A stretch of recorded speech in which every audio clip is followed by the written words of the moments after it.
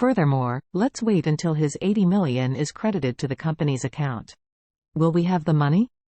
Can we just buy another one that is exactly the same? Old Mrs. Wilson's eyes lit up and she blurted out, "Don't tell me, Harold's method is really good." When Harold heard this, he laughed and said, "What kind of grandma? I'm still very good at this critical moment." "Not bad, not bad." Mrs. Wilson nodded and said, "Then you can check how much the new TV will cost, and then sell it on OLX first." Harold immediately came to the super large LCD TV in the living room, took a look at the model, and then searched the internet, and said in surprise, "Oh, I'm going mad. This TV is worth 100,000. The family was shocked by this amount.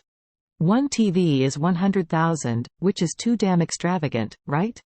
Harold quickly opened the second-hand website and found that 90% of the new TVs on the second-hand website could sell for more than 60,000, so he said, "I think they sell more than 60,000 for 90% of the new ones, and our 10% are new ones. 70,000 is no problem." Old Mrs. Wilson said hurriedly, "If you sell for 70,000, you may not want someone to sell for 70,000 immediately. You can sell it for 60,000 directly, and it is estimated that you can sell it soon. Our top priority now is to eat quickly." Harold suddenly realized, "Grandma, you think about it all, I'll take a picture, and then put 60,000. After all, he immediately turned on the camera function of the mobile phone, took a few photos against the TV, and posted them on the second-hand website. At this moment, at Wu's house in Suzhou, Regnar asked his assistant, "What's the situation of the Wilson family now? Did they start playing with Charlie?"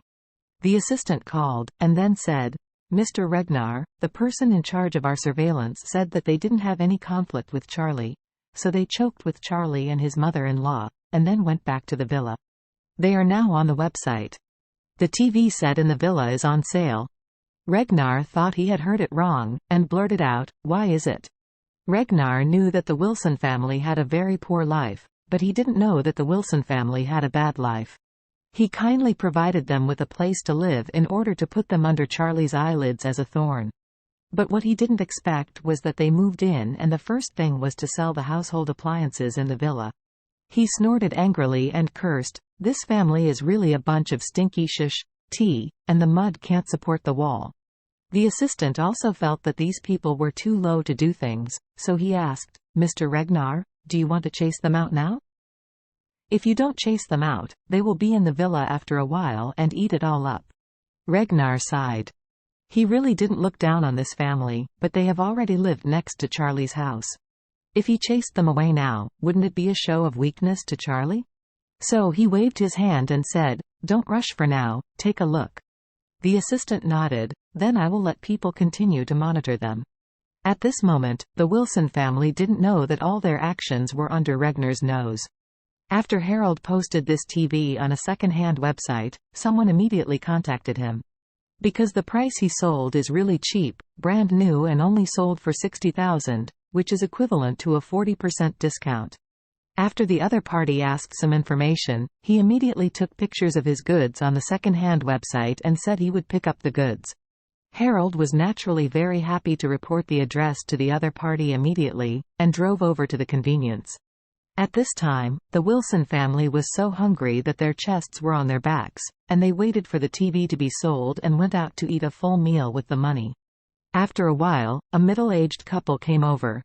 After checking the TV and confirming that there was no problem with the power on, they immediately decided to buy it.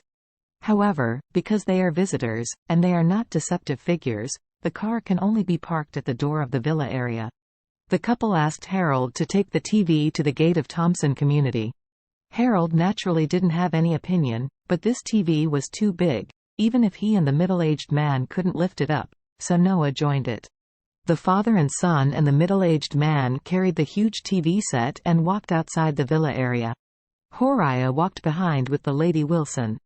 The Lady Wilson was too hungry, so she was a little bit of breathless and needed help from others. Elaine just saw the scene. She leaned on the side of the road, smiled and asked, "Oh, your family just moved in and just sold TV? I told you not to make a swollen face to fill a fat man without money. Which villa of Thompson can you afford to live in?" Noah cursed angrily. You know a shit. I think this TV is too small, so change it to a bigger one. Bah!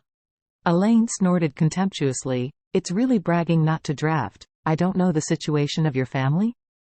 The Wilson Group is bankrupt, and your wife donated all the money to Project Hope, and your family can still have it. What kind of money? If you were really rich, you wouldn't have been poor and run to the streets to find us to take you in. When Noah heard Elaine say that his wife had donated money to the Hope Project, he became very angry. He naturally knew what was going on. So he gritted his teeth and looked at Elaine. I warn you to consider before you speak. Be careful, I will settle the bill with you sooner or later. Come on, Elaine said disdainfully. If you are a man with a handle, just ask me now. It just happens that my son-in-law is at home. You two have a good chat? Upon hearing this, Noah suddenly softened. He didn't dare to yell at Charlie, so he gritted his teeth and cursed. Wait, you will feel better in the future. After finishing speaking, he greeted Harold and said, Harold, move quickly, and send the TV quickly. Horia glared at Elaine when she was leaving. Although she was full of hatred, she didn't say a word.